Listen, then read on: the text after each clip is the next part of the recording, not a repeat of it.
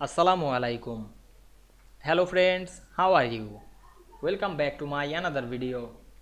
In this video, I am going to show you how to align two tables vertically in Microsoft Publisher. Let's get started. Firstly, we have to open a Publisher document. Now we want to align two tables vertically. Firstly, insert two table. Go to the insert menu, then click the table option and insert a table.